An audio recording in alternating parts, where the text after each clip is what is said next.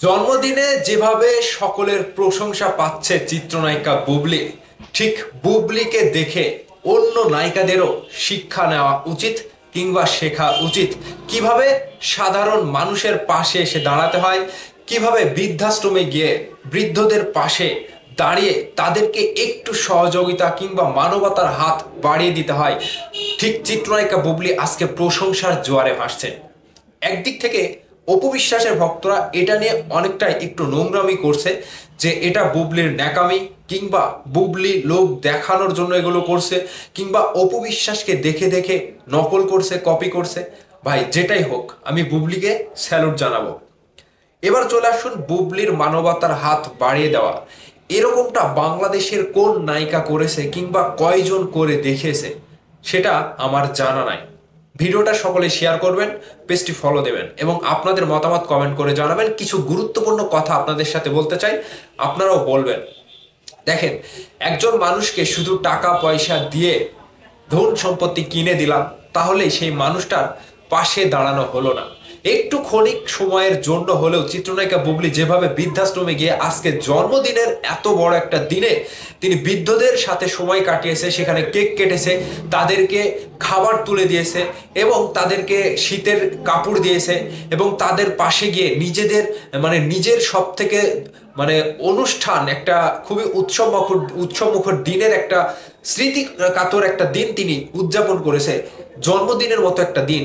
সেখানে বুবলি বাহবা পাবে, এটা স্বাভাবিক। কিন্তু এটা নিয়ে যারা নেগেটিভ ভাবে প্রচারণা করছেন যে বুবলি অপু বিশ্বাসকে ফলো করছে কিংবা বুবলি কপি করছে কিংবা আলোচনায় আসার জন্য কিংবা ন্যাকামি করে এগুলো করছে, ভাই আপনারা ভুল করছেন।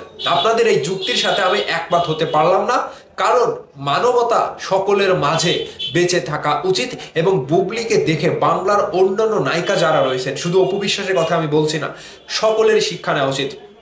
অনেকে আছে না যে তারা উচ্চ লেভেলে চলাফেরা করে নায়িকারা, তাদের তো বিলাসবহুল জীবন, তাই না? তারা গরিব দুঃখীদের পাশে দাঁড়াতে চায় না, তাদের গায়ে নোংরা থাকে, ময়লা থাকে, গন্ধ থাকে, তাদের পাশে যাওয়া যাবে না।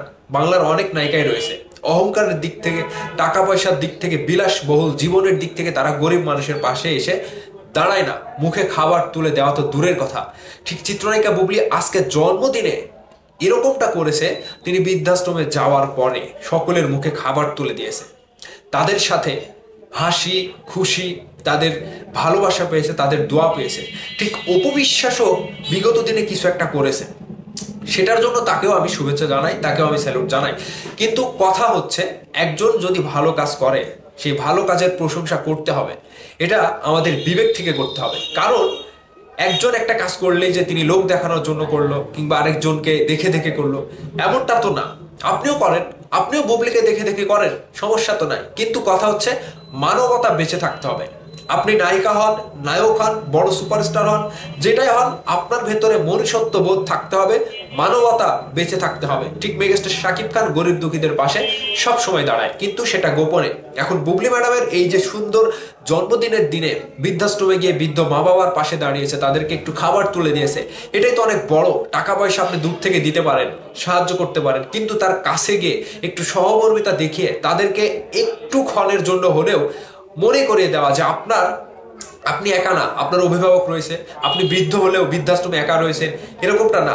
একটুখানি সন্তানের মতো গিয়ে তার মুখে খাবার তুলে দিতে পারাটা বুবলির জন্য একটা সুখবর কিংবা সুন্দর একটা মুহূর্ত, যেটা বাংলার অন্য কোনো নায়িকা করতে পারেনি, এমনকি অপু বিশ্বাসও করতে পারেনি। আমি চ্যালেঞ্জ করে দিলাম, বুবলি যে কাজটা আজকে করেছে মানবতার দিক থেকে অনেক বড় একটা কাজ। এরকম কাজ বাংলাদেশে খুবই কম করেছে এবং কোনো নায়িকা এরকমটা করতে পারেনি।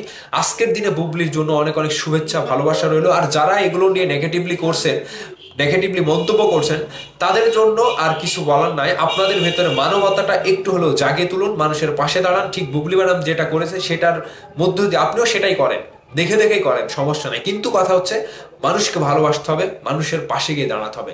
চিত্রনায়িকা বুবলির জন্য আবারও অনেক অনেক শুভেচ্ছা রইল। ভালো থাকবেন।